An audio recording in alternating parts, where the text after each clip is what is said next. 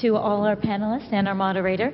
If you do want to carry on the discussion, we do have that networking hour after, I think, 2 more sessions. So feel free, and there's always Twitter, so do post your questions online, and I'm sure... Hello, am I audible? Good evening, everybody. A bit louder, okay. Good evening, ladies and gentlemen. The good news is that e-commerce has touched for about 14 billion in 2012, and it's been growing. 6.28 billion was what it was in 2011, and we expect e-commerce to be at 38 billion in 2015. Obviously, I mean, in spite of the spiraling inflation and downturn and economic obstacles that we face, I think e-commerce is putting on a very great show. The most important and critical to fulfillment element in the e-commerce chain is the payments piece, and it is that we're going to discuss today. The panelists here are all representing, representing the payment space, and we would like to discuss what are the factors that drive e-commerce, what are the challenges that are there in this space.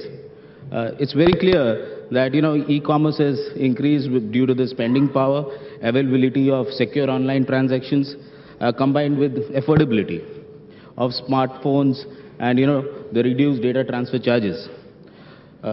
According to the IMRB survey that recently happened, we have got about 137 million internet users, of which about 2/3 are from the urban space and 1/3 from the rural space. It's the tier 2 and 3 cities that are growing, getting more and more net savvy, and I think there's a huge potential for e-commerce and in turn for the payment space. There are a lot of issues, however, that we will discuss over a period of the next 30 minutes. Issues with regards to COD. We just heard the previous panel discuss some things about COD, and there are very divergent views on this, which we will discuss. And we'll debate whether COD is a boon or a bane for the cashless payment space. The panel discussion, I would like to start off with some questions that we have. Okay. The first question that I would like to ask the lady, Preeti, can we have your views on the existing legislations in the payment space? Do you think they are required? And how have the thinking and the actions of the recent actions of the RBI impacted the e-commerce industry? Given due respect to the RBI and the regulatory authorities, I hope per se, because if there are two things. One is what we've been recommending to the regulators also. One is if you look at, let's say, a Visa or a Master card notices right now, for all Visa signature cards, any transaction below 2,000 rupees or 1,000 rupees, they're not going to allow any signature. You don't even require signature for that. That's right. If they're going to look at that sort of a thing, one of the key things which you've been suggesting to RBI is below a certain volume or below a certain transaction thing, you need to have, basically you need to do away with basically any kind of authentication required, because people are mature enough to do transactions. And in addition to that, what we've been talking about primarily, because one is basically OTP. Yes, there has been a constraint in terms of using OTP, as basically usability of OTP itself has been a challenge with a whole lot of consumers. Yep. Fundamentally because there has been no education in that respect. Very true. Yeah. Two, I think the second reason is there is a different factor with respect to what is there on the internet. Because, for example, when you see on the internet, you're using a V by V or a 3D secure passcode versus what you're trying to drive an OTP. So the consumer experience differs from medium to medium. Sure. So as long as there is a consistent consumer experience, whether it is on the internet or an IVR or on point of sale, because if you look at point of sale also going forward, they're going to have a pin at POS, yes, which is going to be mandatory for debit cards. Sure. So if you're going to have different authentication mechanisms for different channels, that beats the entire crux of people doing commerce. Then you're actually asking people to gravitate towards using actually cash out there, which is what is not a desired goal. Absolutely. In fact, Preeti, this RBI setting of MDR caps for debit cards, I think that's a issue that burns a lot of us. Okay. Yes, definitely. Was that a right move, and how is it going to impact the payment industry? Regulating interchange rate versus capping of MDR is altogether a different ball game. Okay, so from a third-party PG perspective, what are your comments? See, here the most important part is we as a service provider need to understand the cost what is attached to us when we are servicing a client, which is very high. By capping the MDR, we are not only capping the level of service what we are going to render to the merchants, but also the expectation of the merchants. Here, what happens is just because we have capped the MDR today, everybody is expecting the same MDR from from all of us, in fact. And where level of service is concerned, we are forced to service them because we want all those clients with us. But the cost doesn't permit us to service them, I think, proportionately what we were servicing them before. So I think it is definitely a good idea to look at the capping of the MDR, what it is, especially in the benefit of the service providers, so we can service our clients much more better. Yeah, as an organization, I completely empathize with you on that. Okay, okay. John, e-wallets, mobile payments, MPOS, these are all the buzzwords being spoken about globally. What do you think are the platforms for such platforms in India? Will they work here? Given your experience in the United States and Europe, what do you feel, about these platforms? Sure. And I'm going to segue into that answer. I'm going to touch on your prior question earlier about regulation. And I'm going to harken back to a comment that was made by one of the keynotes yesterday, who made a very important point about the necessity for the e-commerce industry to come up with ways to organize, to lobby, to impact the regulations that are out there right now. That's a phenomenon that any market is going to encounter. Most of my experience was in the U.S. market, and there are exciting parallels of what's going on right now in the Indian e-commerce market. I was there at the dawn of monetizing the internet back in my days with AT&T and AT&T Labs, when we were coming up with microbilling solutions. We were coming up with the initial wallet solutions that eventually became mobile wallet solutions. And we leveraged, fundamentally what we were doing was looking for different ways to, in the case of the US, and then as I got involved with some e-wallet companies from Europe, you're looking at what's unique at each market.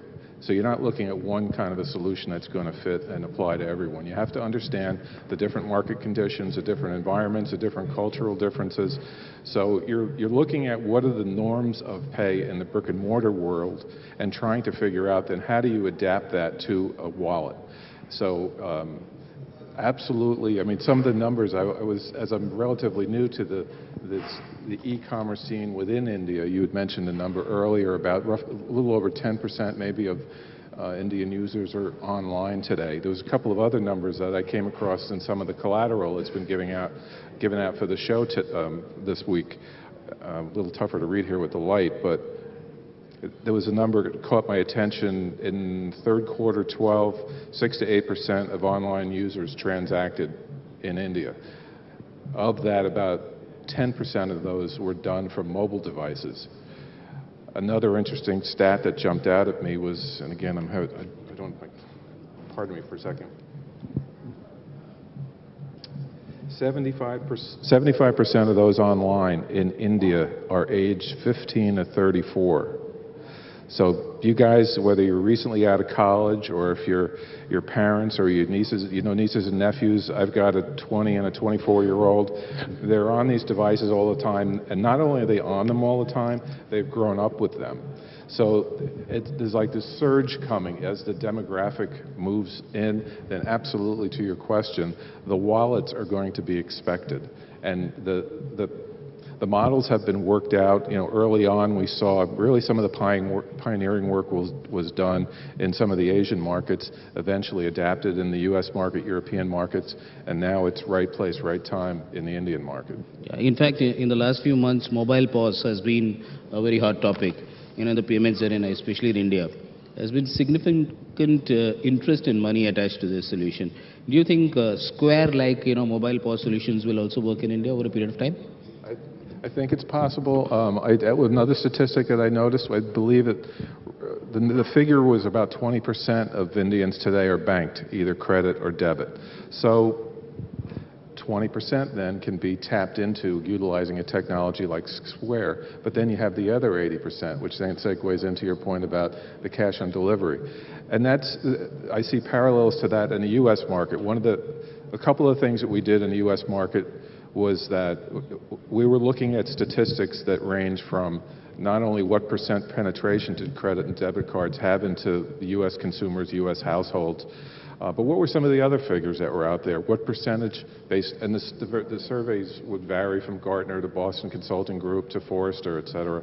But there was a rough order of magnitude percentage in the neighborhood of 30-something to 50-something% of online users were not comfortable using their credit cards online for fear that they read, once a week or so, there's a hacker story and the security concerns that they had, and those concerns were genuine. So the thinking was, what are other ways that we can enable online merchants? And that I'm saying wearing the hat of a provider of an internet service that also provides billing services. How do we complement what the credit card and debit card companies provide to enable the online merchants to reach a larger addressable market? So we were working with initiatives like Use the Phone Bill. You have a trusted relationship, but that's in the U.S. That's not a phenomenon that you have here. Another concern in the U.S., unbanked. How do you reach them? Well, in the case of a telecom, again, where I came from, you had the existing business models where you had distribution with retail partners of phone cards. So we looked at, well, why can't we pivot that and expand it and introduce a digital media card that becomes a gateway into, you work with third party, and because it was telecom, it was more third party value added services, so a Rhapsody music subscription, a Disney Toontown subscription, Sony EverQuest game subscription, those kinds of things. But today, and especially in the US, I'm not as familiar here in Indian retail, but you have sections of grocery stores and just about any kind of retail where you can go in and see prepaid cards for online stores, brick and mortar stores, hybrid stores. That concept was proven, and that's where you have teens, that's where the foot traffic is, and basically they can go to those kinds of physical locations to do a currency exchange, buy that prepaid card. Now they have a PIN. Now they're enabled to participate in online commerce. So it's a matter of understanding what are some of the fundamentals that are the reality in the Indian market, and figure out a way, how do we adapt this? How do we nuance those models that are in place right now, as opposed to trying to retrain everyone to take a different approach? There could be a way, at least transitionally, to take advantage of, another discussion that was in a panel just yesterday was about the deliveries, and there's people that are bringing things to homes, and this guy's in there and he's got insight about that home. Why not ride on the coattails of that form of distribution? So it takes that kind of creative thinking to figure out how to reach that larger addressable market. And again, back to the point about organizing to lobby, because some of the things you conceptualize it, but you're going to hit a wall in regulations, and then that's when you have to speak up and help those decision makers who set those policies understand there's a legitimate reason for making changes to those policies, and here's why, and be able to articulate that. Thank you. That was very insightful. Coming back to another question that has been talked about is that countries like China have CUP, Japan, JCB, and Singapore Nets, have their own payment networks and switches. Will the introduction of the new payment network by NPCI like RuPay be successful in transforming the payment landscape in India? And how will it impact established players like Visa, MasterCard, and Amex in India? Can you please share your experience? It's open to anyone. I think if you look at the global schemes you have, I think the biggest scheme which you can talk about is basically CUP as opposed to JCB or any of the schemes. Because CUP is a phenomenal success in China, not only in China but elsewhere. I think has motivated the government to come across and set up their own domestic scheme in India itself. I think the landmass is a lot bigger. If you look at it, see today you have a Visa and a Master which is accepted globally. In a context of India, India did not, for example, a whole lot of rural hinterland did not have any schemes because they had not. Even though you have 300 odd million debit cards which have been issued right now, you still are talking about maybe a 1.2 billion kind of a population. Sure. So you're technically talking about additional around at least another 300 odd million cards which can be issued in basically across the country to various kind of people, and that is where our domestic interchange can definitely be helpful, because I think that's what the whole idea of maybe the regulators and everybody is in terms of ensuring and creating that sort of a network for the regulation, for a domestic scheme for that, because that's the overall underwriting benefits is basically they can then probably use that for driving any other benefits, electronic benefits transfer to basically normal payments to everything else can be written on the same network. But other than that, whatever other motivations are there, because it's basically going to be driven more by, look, if you have globally the phenomena of, let's say China has CUP, France has their own scheme, Brazil is coming out with their own scheme now.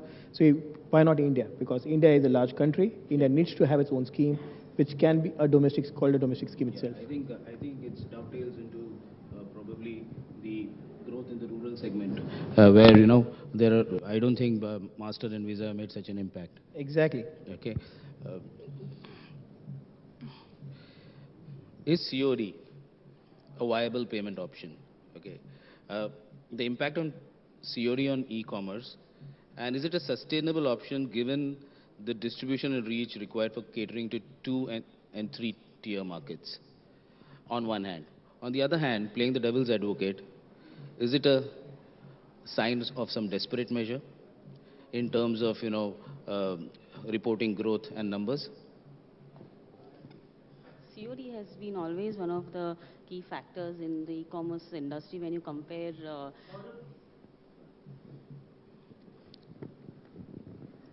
You can just speak a bit louder. Yeah. Okay. COD has been one of biggest argumentation when it comes to payment industry, that credit card or an online payment versus COD, and still we are wondering then that being COD being one of the most expensive option today in the industry, why there is a penetration of more than 60 to 70% on COD versus the online payments. In fact, we are trying to analyze that what is the reason behind behind an industry pushing so much for a COD versus an online payment, which is a much more cheaper more than COD. I don't know whether Devang has got some answers to it. Yeah. I think if you look at it, I would look at it from a different perspective, because from an e-commerce perspective, they look at more like a feature as opposed to be a problem. Because you started as a problem, where they spoke about, okay, people don't have cards, people don't trust the internet and all for payments, to moving on to a feature right now, because ultimately it's a question of trusting the e-commerce side itself. Yes. Because it's a question of not because of payment options, because payment options, thanks to RBI and other mechanisms, have been fairly secure. But the critical part out here is basically, like, for example, if you look at travel, now travel guys have also started COD. You have a Jet Airways which is doing COD right now, which is you're going to get followed by every other airline which is going to do COD. Why would an airline need to do COD? Fundamental reason is because you have an e-com site which is doing COD. Is there a question of trust, element of trust out there? And I think to beat that, because at the end of it, if, for example, if you're doing an e-tailing kind of a venture, if you are going and dispatching some goods to the customer, let's say you're dispatching a mobile or something else, there are two things. One is basically, is that good going to be received in the right condition? Or the customer is actually buying time out there, because that could be a customer mindset issue also. And given to drive that out, because if you want to really move away from the COD problem, then you'll need to create that sort of a clear kind of a guarantee kind of a network, which is there. If you look at with people like large e-com companies, like for example, maybe a Flipkart or somebody else, they already have created that kind of trust in the market. Despite that, they have a lot of COD which is happening right now, because the customers want the COD out there. Yeah, But if you want to get into electronic payments there, then you would need to develop those kind of additional mechanisms like maybe card on delivery or other mechanisms where the customers has a choice to make electronic payments there. Sure. John? I'm trying to think of some of the parallels that we've experienced in markets in the U.S. and elsewhere. And maybe some of you may be familiar with the company Bill Me Later, which was eventually picked up by PayPal. But that model was you got the delivery, and then you didn't even pay cash when it was handed over to you. You actually made the payment afterwards. Again, taking a step back, it's a matter of understanding the Indian market, and the reality is cash and delivery today is a significant component of how people transact. So the quickest pathway to leveraging that to help your e-commerce sites grow is a way to recognize that, and now how do you build some security in there? Because of course there's the charge and the margins that get pressured with the return scenarios. But there's ways that you can work with your payment providers, even though there's a considerable physical component of that overall transactional event. You still can fundamentally profile through your algorithms so that you can basically flag customers that might be abusive. So there might be a little bit of a training component to that as the consumers begin to realize maybe they're ordering things and they're rejecting it and it's getting returned. But those kind of criteria can be set at a per merchant level, or eventually, if you get into wallet scenarios, and that doesn't really apply in the case of COD, so that's later down the road where you can, the wallet provider can say, all right, this guy across multiple merchants has returned goods or rejected deliveries X amount of times in Y time period, therefore they're going to be put into a queue that says they're not qualified, and then they get informed if they try to transact, we're not going to deliver it to you because you've exceeded X threshold. So that kind of gets into terms and agreements up front. Selective fulfillment, basically. Yep. Thank you. What are your views? Again, this is open to all of y'all. On entrepreneurs' expectation with regard to payment gateways. Are there new ways in which payment gateways can add value to the entire e-commerce ecosystem?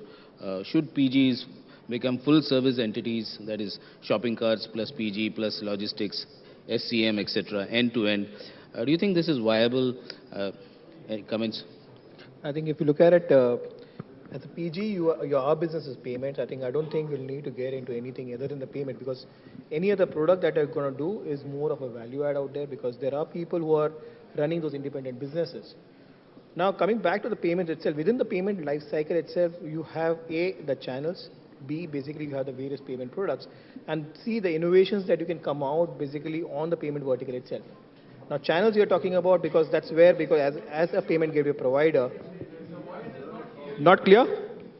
Is it clear now?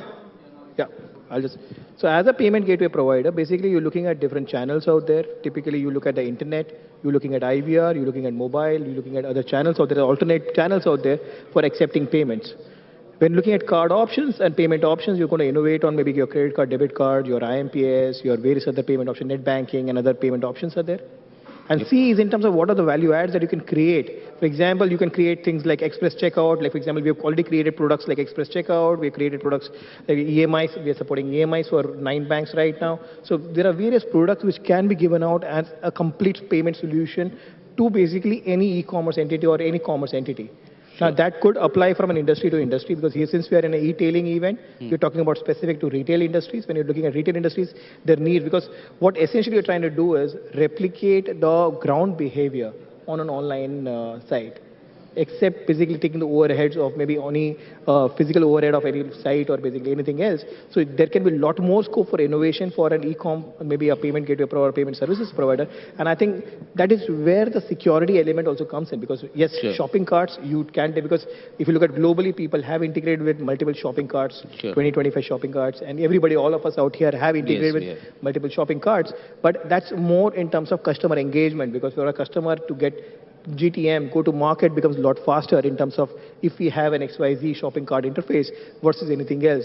But if you look at large mature players, for example, they would have their own shopping cart interfaces and other things. So yes, there's a lot of scope of innovation out there in the payment service providers, but that's where the value add a payment service provider can bring in. But I think the overall focus of payments companies should be on payments only, because and the security of payments itself, because other than that, that trust element, because then you're getting into a conflict of interest with a whole lot of other players in the ecosystem. Sure. Your views? I totally agree with Devang on the fact that this is not working. I totally agree with Devang on the fact that we should only concentrate on payments. As when the earlier question what you had is what is the expectation of the market in terms of features or from providers like us. If you see, the entire market is not only divided with the payment providers, but also there are a lot of many stakeholders in the entire ecosystem. If I would say the top 3 things what as a market would expect from us is, one is better conversion rates, that is the success ratios. Second is obviously the pricing, and third is faster go live. If you see the entire scenario, all these 3 are not fully in control of us. It is definitely in control of other stakeholders which are there in the ecosystem. And the most important thing what we are missing in the entire thing is education to our clients. How many of us as an e-commerce company educate our clients on chargeback? How many of our clients educate our clients on the website policies on the website? I had an example some 1 week before an escalation, which came to me with CC to some 4 RBI guys and some banks, some CMD of some banks, saying that it's been 1 month, we have paid the money and you have not got our account live. Apart from my horoscopes, you have been asked everything. Can you please make our account live? Otherwise, you would go on so and so escalation and we would see that your company is closed. It was a startup with just a 3-page website, with no products, with no website policies, and we make them try to understand that this is not what we want. We can make you live in just a day's time or 24 or maybe 2 hours time, but it's the other stakeholders who want this. I would have, and instead of you emailing it to me, it would be better if you had emailed to the stakeholders and put a CC to me. I think that have been more appropriate. They asking to me that why there is no, the account is not going live. So it is very important for you to make your customers realize the education of how a transparent payment will work, what are the policies you need to have, what are the documents you need to have in place tomorrow if there is a chargeback. So it's very important for all of us to make our clients understand, our merchants understand that what they need to have a very seamless payment experience. I think this is something which is missing in the entire industry. That is the education to the clients. Sure. John, would you like to add?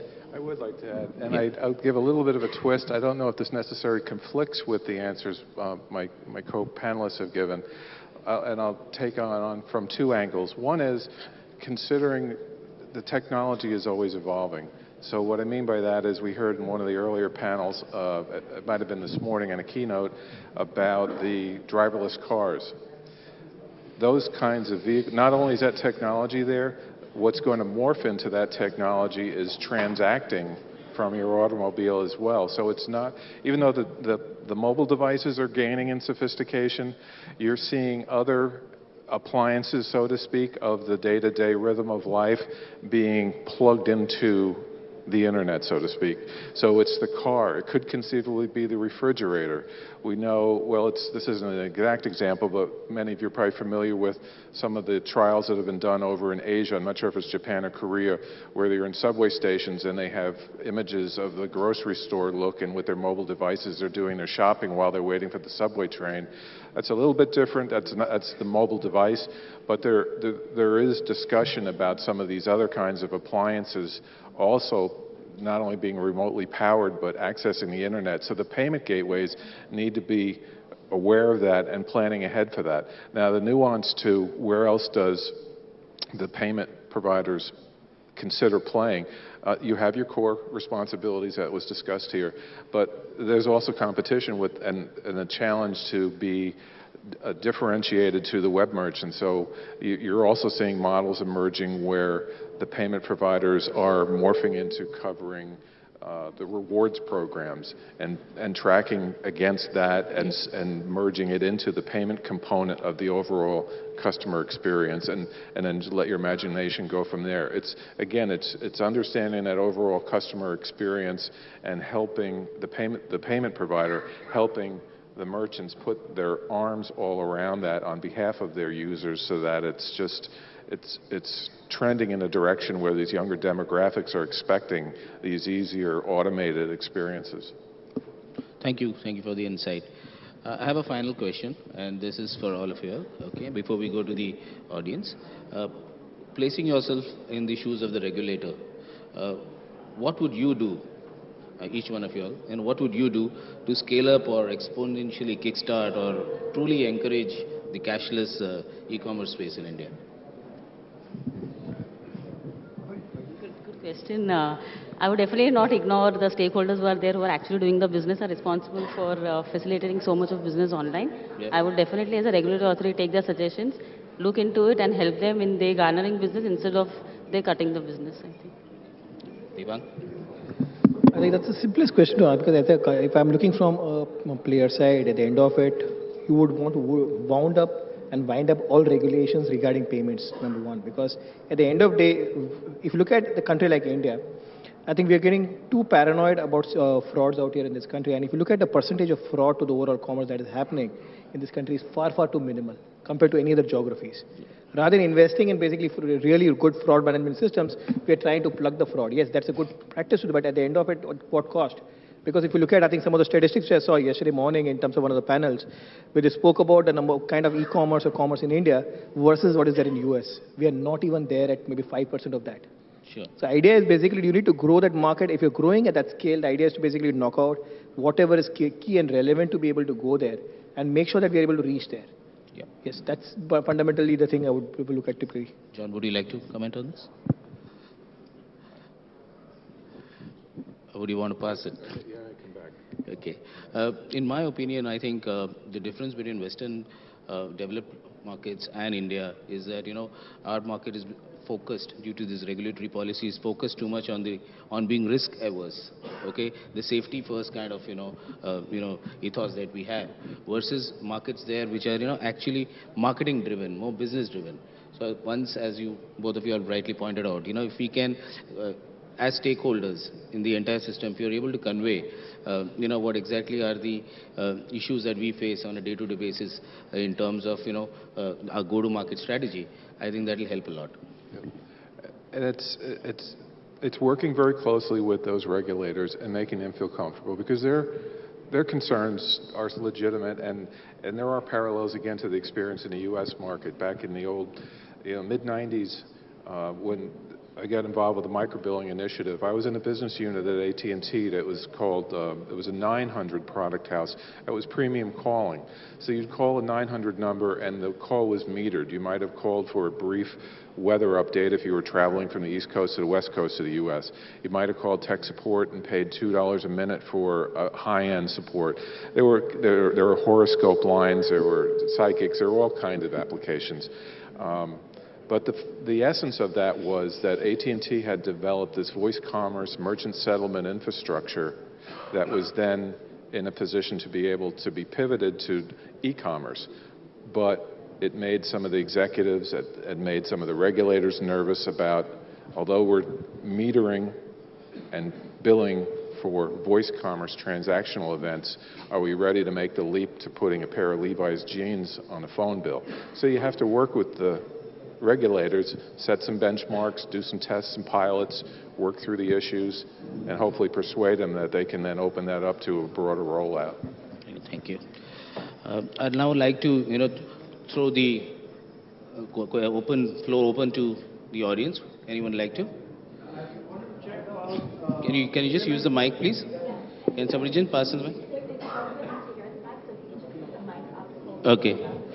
Okay. And there's an echo of the voice back. Okay, so it's not really very audible. All right. Yeah, hi. Yeah. I wanted to check about the payment solutions. One is, what I find is that while the charges for online credit card is way too high compared to what you would have it in a normal retail store, okay, I see that as a detriment towards, people really wanting, as a startup, I would want to go through the online transactions, right? I would prefer a cash on delivery, right? That's one. Especially in a business like ours where, margins are wafer thin, we're working on 4 to 5% margins. If I'll end up giving, payment gateways 2.5%, 3%, and I give up, the balance to the courier guys, I'm done with, right? I'm doing business for the other guys. So how can the industry put together, work that out? Second is, while we started off our payment gateway, it took 3 weeks to get started. I thought we were in a world of technology which should move faster than any other mode of transaction. So why such a huge amount of delay? You want to take this on? Yeah, as I rightly mentioned before also, that as you said that... Closer. Okay, now am I audible? Okay. As your first question is about the pricing. Okay, let me come back to you. We are positive when we are having a RuPay out here. We are positive. Okay, you can't hear, no? Now can you hear? Okay. That's as Mohan mentioned about RuPay. I think when we are expecting RuPay to be here, we are expecting definitely rates to go down compared to today what we are paying to MasterCard and Visa. What we need to understand is today there are a lot of signature and premium cards in the industry which are being circulated in fact. The interchange of those rates are very, very high. So when it comes to the pricing, it is not because that we are charging something, we are being charged also on a similar pattern. So an introduction of RuPay is definitely what we are looking at when it comes to the reduction of the TDR, which will definitely encourage more business. And coming up to your second question of going live, in fact, we would be happy that as a fraternity we can go and we can speak to the bank that apart from our horoscope, everything is being taken into consideration for we going live, which is not the case in either US or Europe. So I think it is not only the duty of us as a payment service provider, also I think the industry, they need to know that it is not only us who are asking those KYC. for you going live. It is the stakeholders who are there in the system who has got the plug are asking for it. Mind you, as third-party payment gateways, we hold the risk and the can for the customer defraud. And still, the issue is at the bank's end where they keep asking us for KYC documents, and those are the things that actually delay the process of merchant onboard and acquisition. Yeah, I would agree with you. Yeah, it does.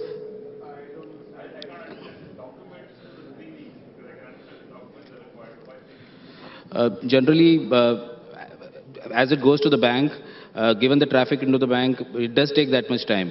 That is the benchmark that has been set by the banks.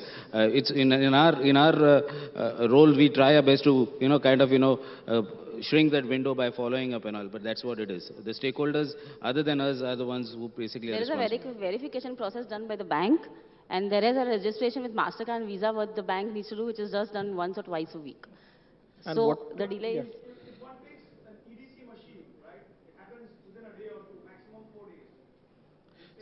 See, I'll tell you one.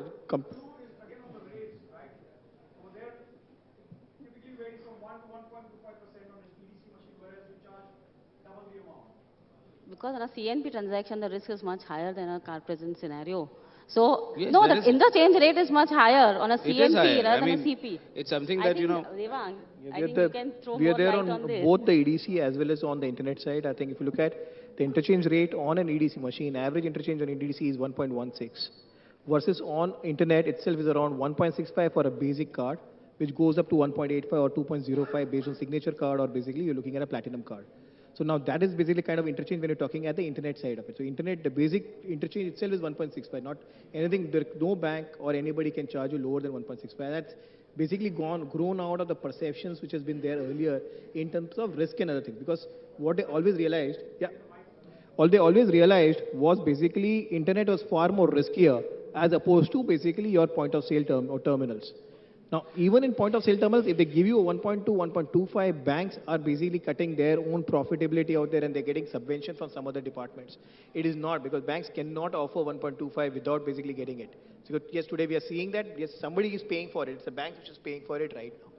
Now, coming back to basically the question about even from all our side, all of us are working with banks to reduce the TAT in terms of getting a merchant live. Like, for example, there are various payment gateway providers where the banks are there. We're talking to them, improvising. Even banks are learning right now in terms of how fast they can basically start up a merchant or how fast they can roll out a merchant. And in fact, at cases, we have seen merchants being enabled within 4 days' time or 3 days' time also.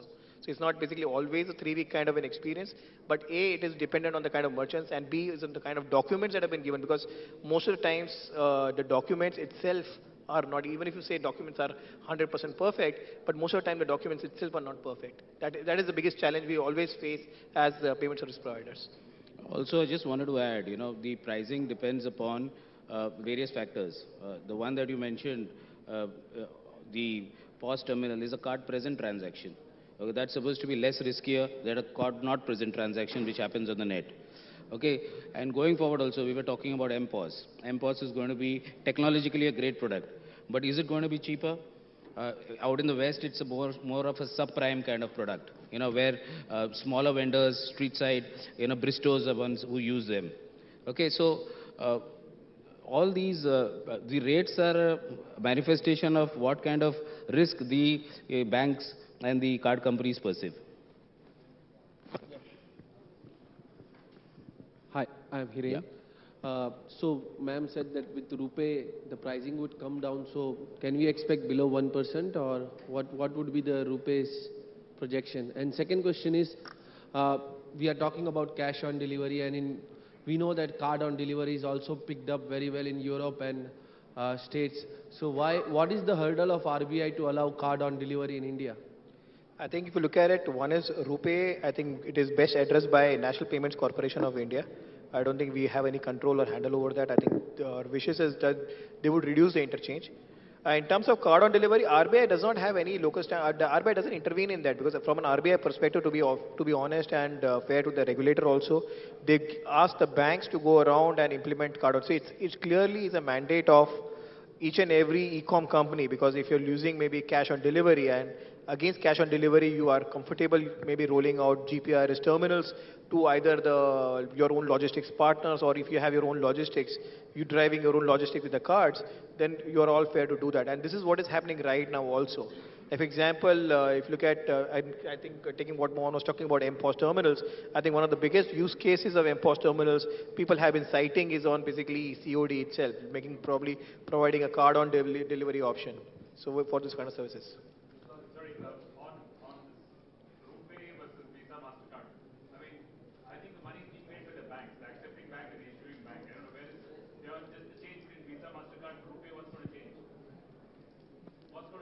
So what she is talking about is typically what happens is there's something called as an issuer interchange, which basically, let's say for example, out of maybe a 1.85 or 2% charge, 1.65 goes to the issuing bank.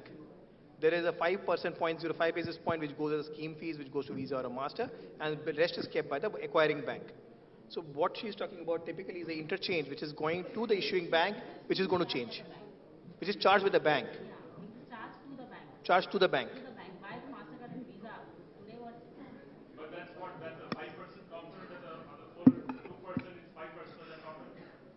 I think, see, there's going to be more market driven. I think globally people have seen pressure on interchanges which have been there. Even if you look at US or other markets, there have been pressure on interchanges. Merchants have come together and ensured that basically the interchanges come down to what. It's not got nothing to do with RuPay. So RuPay will basically come out, if they say RuPay is there, they'll come out with something for a better introduction into the market. They will try to look at some market-friendly pricing. Yeah. But other than that, I would leave it to NPCI because we are not the best people to comment on that, because I think they are the best people to comment on that. But having said that, I think what we believe is, yes, even in a market-driven economies, you would have the merchants which are going to have the final call. Because if you look at the debit card interchange, ultimately, even when we look at, we would have expected an interchange to be controlled as versus the MDR, but having seen basically RBI controlling that call, it's clearly a reflection of what has been happening in other geographies across the globe. Because if you look at US or maybe in Australia or anywhere else, debit card interchange as well as debit card MDRs have fallen down.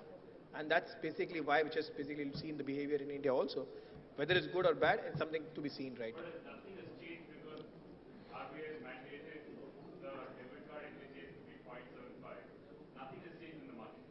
It won't. Nothing has changed. The interchange on debit cards compared to credit cards has come down to less than half. Nothing has changed in the market in terms of spends on debit cards. If you look at the overall number of debit cards that are using, look at the RBI statistics, that has gone up. Post the mandate, pre the mandate. I think can we take that offline? Yeah, please. Yeah, I think we'll do that offline. Sorry again, I'm always the bad person cutting it, but... Thank you very much, everybody. Thank you, the panel. Okay, and... a big round of applause for our panel and our moderator. Thank you.